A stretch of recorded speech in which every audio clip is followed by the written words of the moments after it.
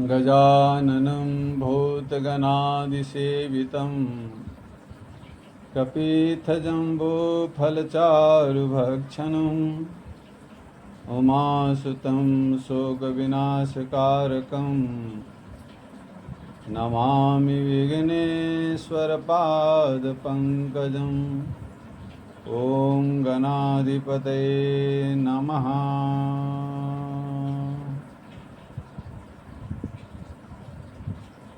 आप सभी कुछ सुनना चाहती हो?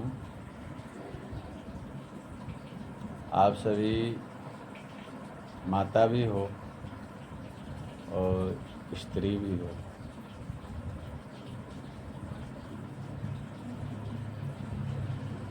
स्त्री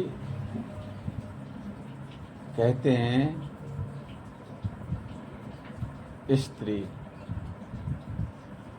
जो 3 इच्छा को पूर्ण करे उसको स्त्री कहा गया है। अब 3 इच्छा क्या है? अर्थ, धर्म और काम।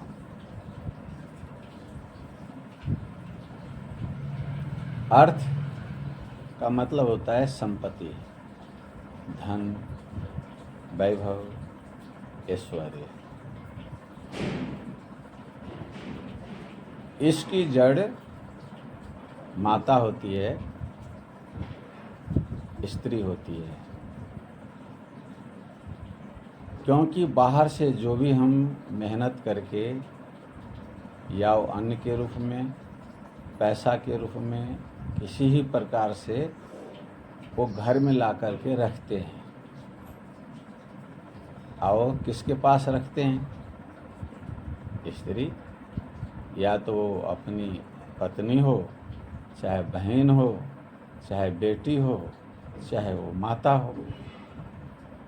यदि पत्नी सही है, माता सही है, बहन सही है, बेटी सही है, तो उस मेहनत की कमाई अन्न धन को सुरक्षित रखती है, सोच समझ करके खर्च करती है, हाँ?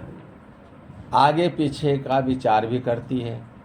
भाई आज हमारे पास में इतना पैसा आया है, इतना अन्न आया है, तो इससे हमें 1 साल निकालना है। इतना पैसा आया है तो इससे हमें महीना निकालना है, 2 महीना निकालना है। तो हमें घर कैसे चलाना है, जिससे भाई हमारे भाई के ऊपर या हमारे पापा के ऊपर या हमारे पति के ऊपर कोई ऐसी आपदा ना आ जाए, ऐसा संकट ना आ जाए, वो डिप्रेशन में ना आ जाएं। अभी तनख्वाह मिली नहीं, अभी कमाई नहीं आई नहीं, और घर का खर्च बढ़ गया और हम कैसे, कहाँ से लाएं, क्या करें? घर जो होता है वो घर वाला का नहीं होता है, घर वाली का घर होता है।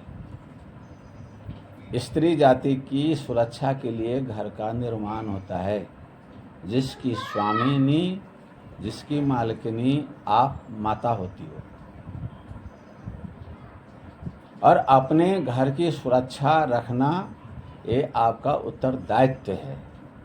यदि आपका घर है, शरीर भी एक घर है, इस घर की सुरक्षा के लिए आप क्या करती हो? शरीर को यदि कहीं से बदबू आ रही है, मैल जमी हुई है, तो साबुन के द्वारा, शैम्पू के द्वारा, क्रीम के द्वारा, पाउडर के द्वारा हम इसकी सफाई करते हैं। जो भी हम धारण करते हैं, कपड़ा है, उनको भी साफ सुथरा करते हैं। क्यों? भाई शरीर अच्छा होगा, हमारा वस्त्र वेशभूषा अच्छा होगा तो लोग बाग हमें आदर की दृष्टि से देखेंगे, समाज में हमें इज्जत मिलेगी। कल के प्रोग्राम में आप सभी ने अपने शरीर को सजाया ना, अच्छा कपड़ा पहना, अच्छे वेशभूषा से सुसज्जित किया। क्यों? भाई समाज में हमें मान मिले, सम्मान मिले, इज्जत मिले, प्रतिष्ठा मिले, सब कुछ मिले, जो समाज की ज़रूरत है। एक गृहस्थ आश्रम में गृहस्थियों को चाहिए। तो इस घर को सजाना है। अब ये भी आपका एक घर है रहने का, ये आपका घर है। शास्त्र कहता है जिस घर में सफाई नहीं, अर्थ चाहिए, संपत्ति चाहिए ना, तो जिस घर में सफाई नहीं वहाँ लक्ष्मी नहीं आती है। अब लक्ष्मी आवेगी कैसे? यदि घर में कहीं जाल लगा हुआ है, जाला, मकरी ने कहीं जाल लगा दिया, तो उस जाल को तुरंत सफाई करो। क्योंकि कहीं भी बाथरूम हो या लेट्रिन हो या रसोई घर हो या बेडरूम हो या घर हो या आंगन हो, कहीं भी जाला लगा हुआ मिलता है, ये समझो वो जाला उन्नति में अवरोध पैदा करता है। कोई कहो जो कि हमारे पति तो नौकरी करते हैं, 50,000 रुपया तो आ ही जाएगा, 60,000 रुपया तो आ ही जाएगा, उन्नति में अवरोध कहाँ से होगा? होगा ऐसे, कोई न कोई विपत्ति आ जाएगी, कोई न कोई बीमारी आ जाएगी, या तो मोटरसाइकिल के अंदर नुकसान हो जाएगा, या 4 व्हीलर के अंदर नुकसान हो जाएगा, या कहीं न कहीं परिवार में ऐसी विपत्ति आ खड़ी होगी जो कि जैसे पैसा आया वैसे पैसा चला जाएगा, घर खाली के खाली रहेगा, वो पैसा आप तक नहीं आएगा। क्यों नहीं आएगा? क्योंकि आपने अपने घर का केयर नहीं किया, अपने घर को आपने नहीं संभाला। तो पहला हमारा कर्तव्य ये बनता है क्योंकि कहीं भी जाला घर में नहीं होना चाहिए। दूसरी बात, घर के अंदर जैसे खिड़की है आपका, या स्लैब है, अलमारी है, धूल मिट्टी जमी हुई न मिले। यदि धूल मिट्टी जमी हुई होती है तो उस घर से लक्ष्मी माता निकलने लग जाती है, आपका यश निकलने लग जाता है, आपकी कीर्ति निकलने लग जाती है, आपकी प्रतिष्ठा धीरे धीरे निकलने लग जाती है। जो लक्ष्मी सुख शांति के प्रतीक हैं, लक्ष्मी जो सुख शांति के प्रतीक है, वो जब लक्ष्मी निकल जाती है तो फिर समझो कहेंगे घर तो लाखों रुपया का बना रखा है, करोड़ों रुपया लगा करके बना रखा है, लेकिन देखो धूल मिट्टी जम रही है, बदबू आ रही है। देखने में तो घर बहुत अच्छा है लेकिन इस घर में रहने वाला अच्छा नहीं है, अर्थात गृहिणी अच्छी नहीं है। इस घर के रहने वाली जो मालिकिनी है, अर्थात गणेश की जो पत्नी है, गणेश की या महेश की जो पत्नी है, वो केयर नहीं करती है, अर्थात उसका शील स्वभाव अच्छा नहीं है। वेशभूषा से ही, बाह्य दृष्टि से ही आंतरिक दृष्टि का अनुमान लगा लिया जाता है, अनुमान प्रमाण के द्वारा। यदि पेड़ पौधा है, जैसे जाना जाता है आदमी ये हरा पेड़ पौधा है तो सात्विक प्रकृति का है। यदि मान लो सात्विक वस्त्र है तो जाना जाता है ये माताएं, ये पुरुष सात्विक प्रवृत्ति का है। उसी प्रकार से मान लो कोई काला वस्त्र धारण करता है तो ये समझा जाता है जो कि इसके अंदर तामसी गुण है, अर्थात ये आलस्य, निद्रा, प्रमाद से भरा पड़ा है, अरे उग्रवादी हो सकता है, ये जल्लाद हो सकता है, ये किसी की भी बात को मान नहीं सकता, अर्थात ये इसके ऊपर शनिचर देवता सवार है। यदि कोई लाल वस्त्र धारण करता है इसका मतलब सूर्य की ऊर्जा, रजोगुण इसके अंदर बढ़ा हुआ है, स्वाभाविक है। तो सबसे पहले है घर के अंदर हम चाहें तो बदबू कहीं ना से आवे, बदबू नहीं आनी चाहिए। 2 बातें हो गई। तीसरी बात ये है, घर के अंदर यदि आप सुख संपत्ति चाहती हो, अर्थ चाहती हो, संपत्ति चाहती हो, तो वास्तु दोष दूर करने के लिए, लक्ष्मी माता की कृपा प्राप्त करने के लिए 2 चीज़ का पौधा जरूर लगाओ, एक तुलसी का पौधा और एक केला के पौधा। जब घर में आप एंट्री करो तो बाएं साइड में श्यामा तुलसी रखो और राइट साइड में आप जो है राम तुलसी रखो, और एक साइड में आप, या चाहे वो राम तुलसी हो चाहे श्याम तुलसी हो, केला के पौधा रखो, सुबह शाम उनकी पूजा करो, आराधना करो। इससे ये आपको लाभ मिलेगा। घर में आने वाली जो नेगेटिव ऊर्जा है, नकारात्मक जो शक्ति है, चाहे वो किसी की भी शक्ति हो, चाहे किसी की नज़र गलत हो, चाहे किसी की निगाह गलत हो, चाहे कोई गलत हवा का प्रवेश हो, या किसी के गलत को विचार हो, ये सारे के सारे नष्ट हो जाते हैं। घर हर प्रकार से सुरक्षित रहता है।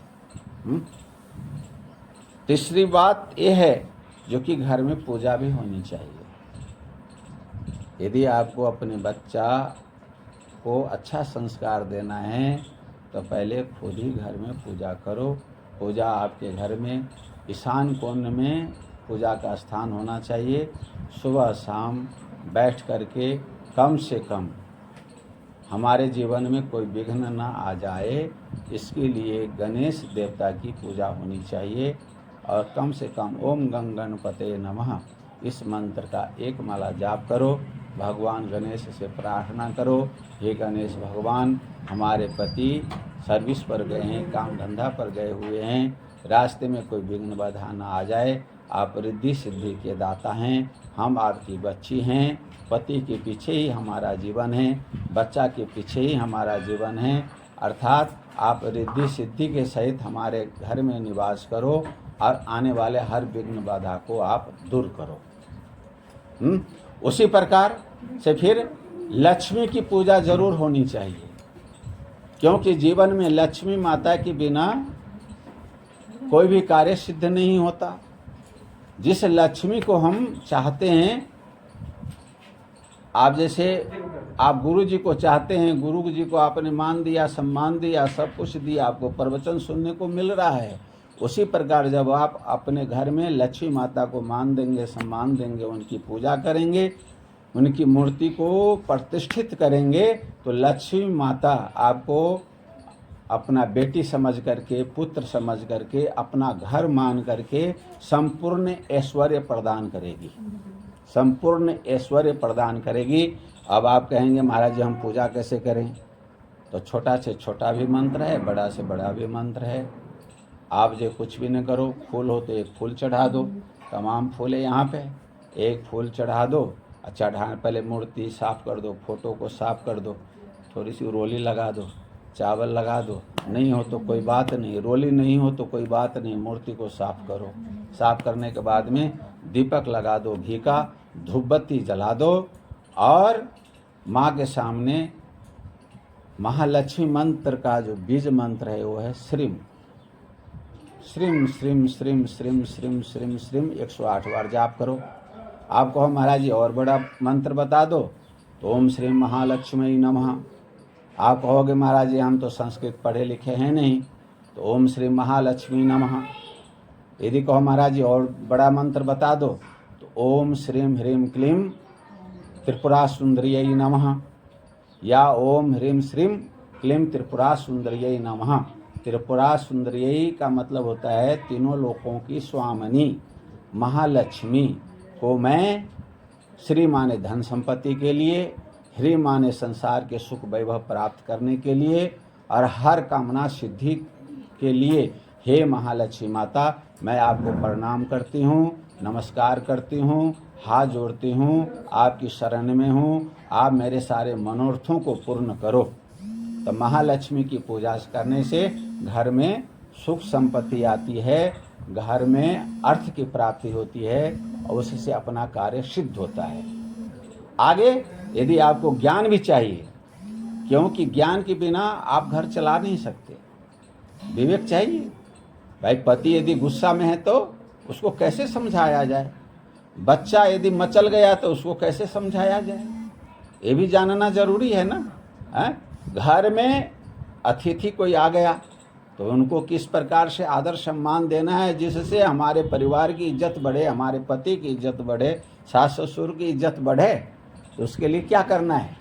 उसके लिए हमें भगवान शंकर की आराधना करनी है। भगवान शंकर ज्ञान के दाता हैं, याद रखिए आप। भगवान शंकर सब कुछ के दाता हैं, लेकिन गंगा जिस प्रकार भगवान शंकर अपने सिर पर धारण करते हैं, गंगा माने ज्ञान। ज्ञान का अर्थ होता है विवेक, विचार। किसी संकट में फंस जाएं, किसी आपदा से ग्रसित हो जाएं, तो हमें क्या करना है?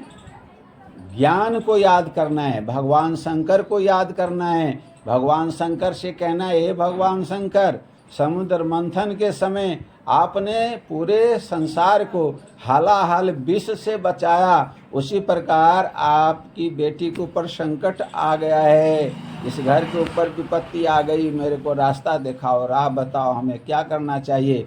भगवान शंकर आपको ज्ञान प्रदान करेंगे और उस ज्ञान के माध्यम से आप संकट से निकल सकती हो और अपने घर को सही सलामत रख सकती हो। तो भगवान शंकर की भी उपासना करनी चाहिए। उसी प्रकार भगवान विष्णु, इस संसार में भगवान विष्णु, सारे संसार की सृष्टि करने वाले भगवान विष्णु हैं। और आदि हमारे पूर्वज, आदि माने पितर, आदि वंशज भगवान विष्णु हैं। इस संसार की सृष्टि के आदि कारण भगवान विष्णु हैं।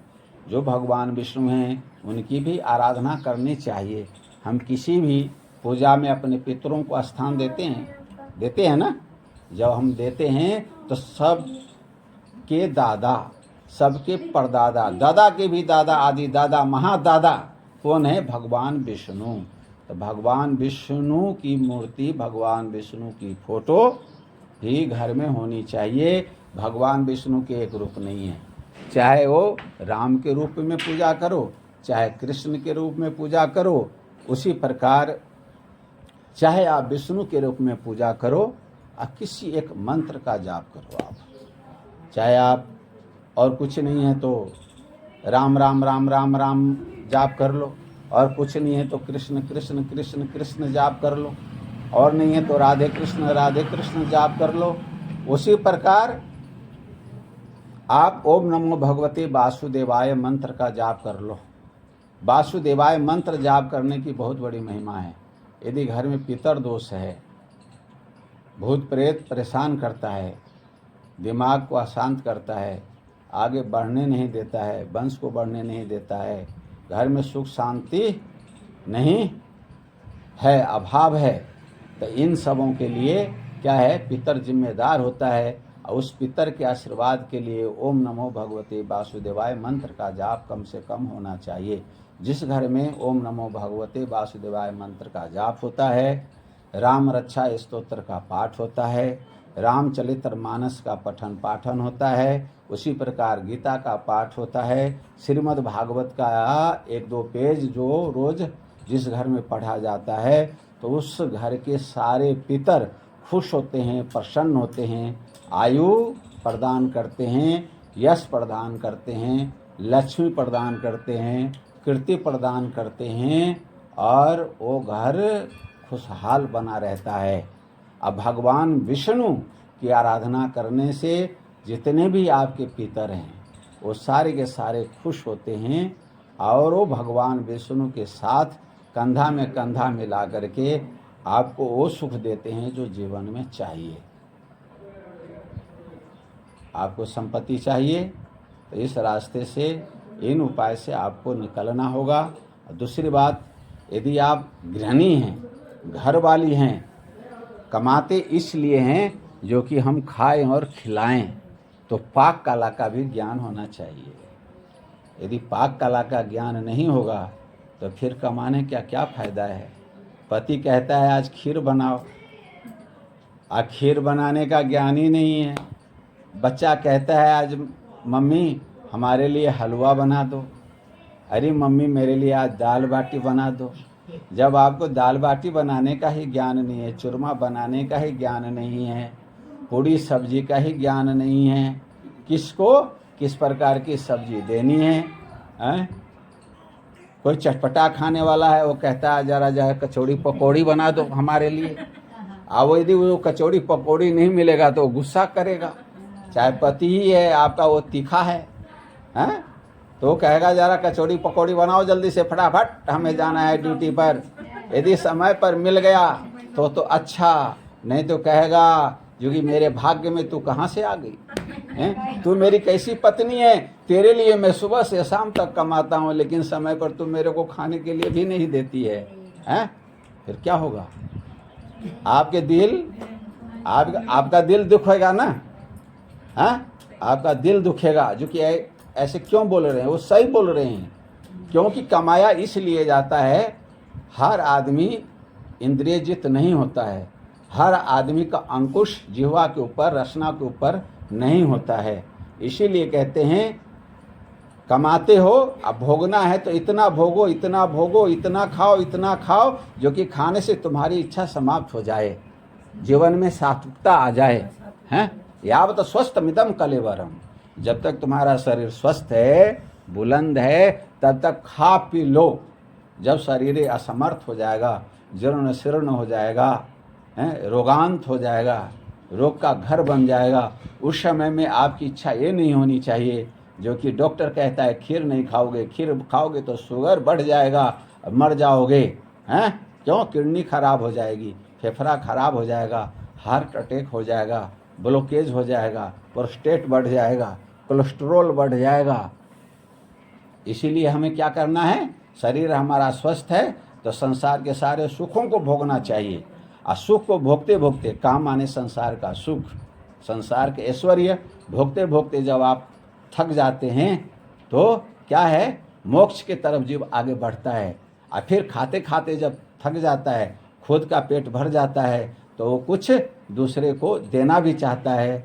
और जब दूसरे को किस रूप में देता है? धर्म के रूप में, हैं? धर्म के रूप में। गृहस्थ आश्रम सर्वोपरि आश्रम है। बच्चा का जीवन का निर्माण कौन करता है? गृहस्थी।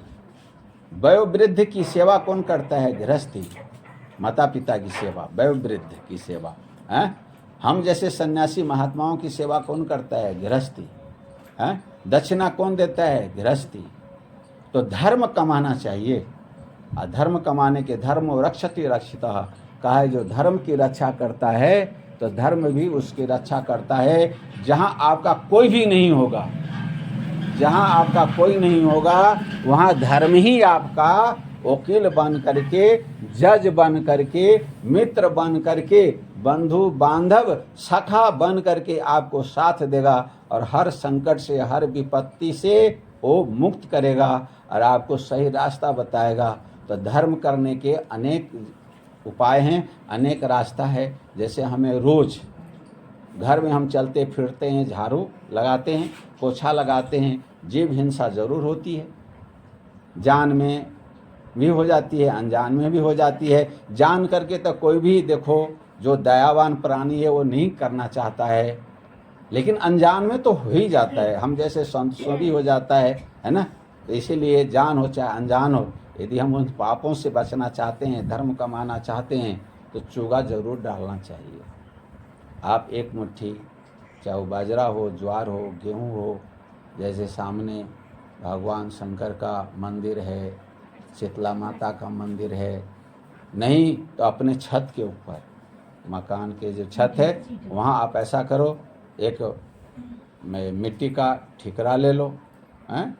और ठिकरा ले, परात सा ले लो, उसमें पानी भर दो, एक मुट्ठी ज्वार डाल दो, बाजरा डाल दो, जो भी आपके साथ में साधन है पास में वो डाल दो।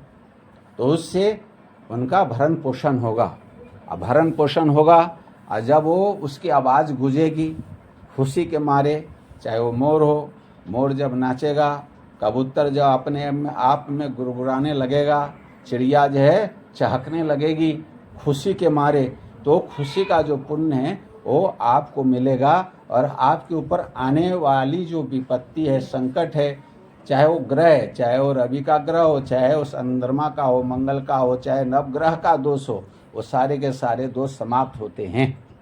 सबसे पहले चोगा जरूर डालें। दूसरी बात, गाय हमारी माता है। हम जो भी रोटी बनाते हैं उनमें पहली रोटी गाय के नाम से आप निकालो, क्योंकि गाय माता है।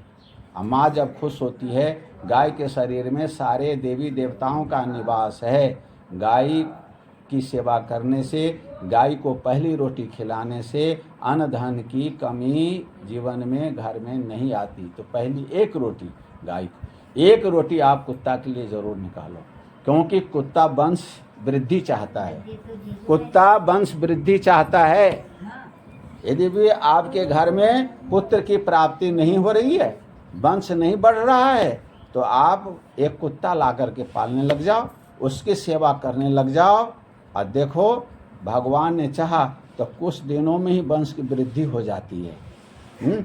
उसी प्रकार से कौवा, जो कागला होता है, उसको रोटी का टुक जरूर देना चाहिए, क्योंकि वो पितर दूत कहलाता है। पितर दूत, वो भावी में होने वाली हर घटनाओं को इंसान को बताता है। यदि हम उसको खिलाते हैं, टुक देते हैं, तो वो आने वाले हर संकट को, हर परेशानी को वो क्या करता है, दूर करता है।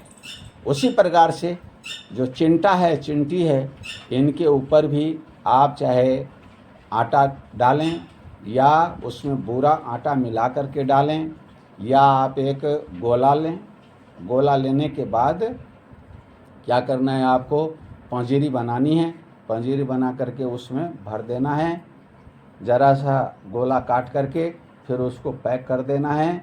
और किसी चिंटा चिंटी के जहाँ बिल हैं, समूह हैं, उस जगह जो है उससे अलग थोड़ा सा इस प्रकार से आप गाड़ो, जो बाहर के कोई जानवर उसको निकाल करके ले न जाए और उसको भरपूर भोजन मिले। हाँ, आप बताओ, आपने एक दिन डाल दिया, उसका भोजन महीनों भर का तैयार हो गया, हजारों लाखों चिंटियों का भरण पोषण हो रहा है, वो पुण्य कहाँ मिलेगा, कहाँ जाएगा? हैं? वो सारा के सारा पुण्य आपके पास में आएगा और आपका ही भला होगा, वो भी आपको ही आशीर्वाद देगा। और जब होगा तो आपके हर कार्य सिद्ध होंगे। उसके बाद में है जो निःसहाय प्राणी हैं, जैसे सामने मंदिर है, मंदिर में ठीक है भैया, हम यहाँ भी पूजा कर रहे हैं, वो सार्वजनिक मंदिर है, तो मंदिर में हो सके तो महीना में एक धूपबत्ती पहुँचा दो, एक अगरबत्ती पहुँचा दो, हो सके 10-20 ग्राम आप जो है घी पहुँचा दो, हो सके तो 10-20 ग्राम जो है तिल्ली का तेल पहुँचा दो।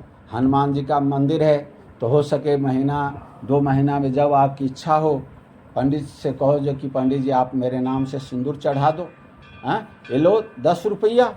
इस प्रकार से हम धर्म कार्य करते हैं। कोई सार्वजनिक अच्छा कार्य होता है, जैसे चाहे वो भागवत का हो, चाहे रामायण का हो, या कोई मंदिर का निर्माण हो रहा हो, उसी प्रकार से कोई संस्था का निर्माण हो रहा हो शुभ कार्य के लिए, तो यथाशक्ति, इसमें नहीं भाई इतना देना पड़ेगा, अपनी सामर्थ्यता के अनुसार 1 रुपया, 2 रुपया, 10 रुपया, 100 रुपया, 1000 रुपया, लाख रुपया, जितना भी आप दे सकते हैं करना चाहिए, क्योंकि धर्मो रक्षिता रक्षिता।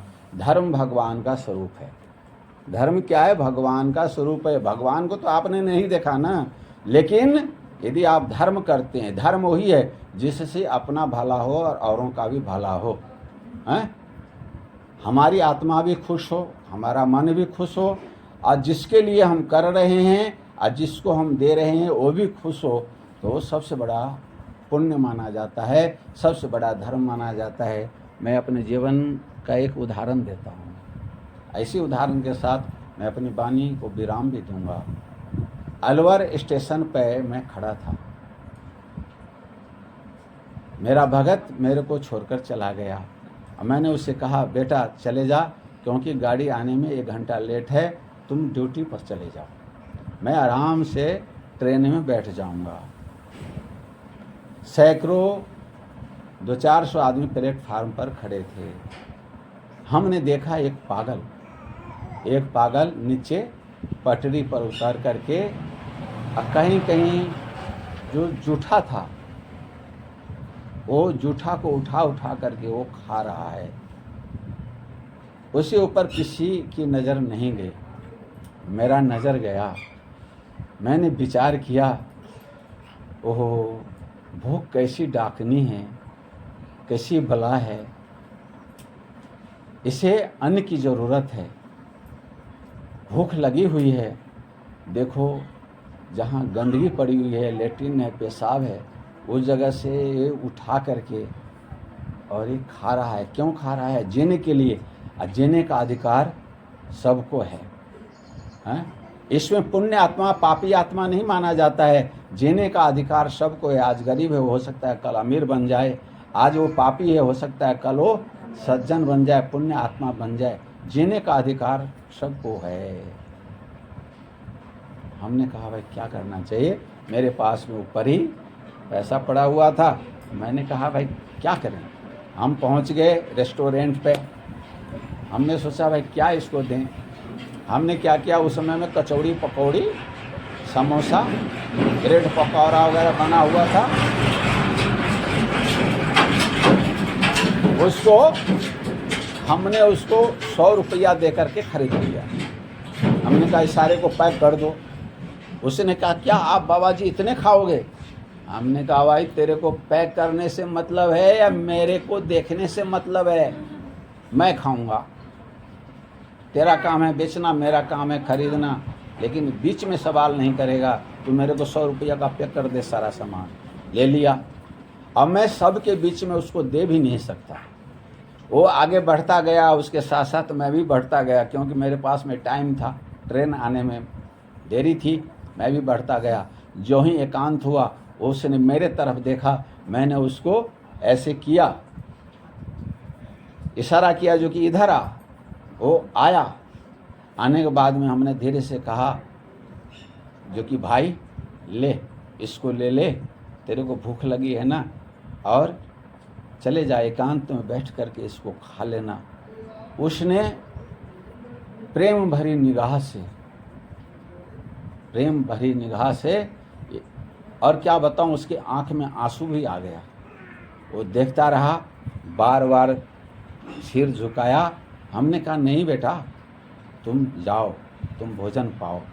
और वो एकांत में जा कर के बार बार खाता रहा, मेरे को देखता रहा।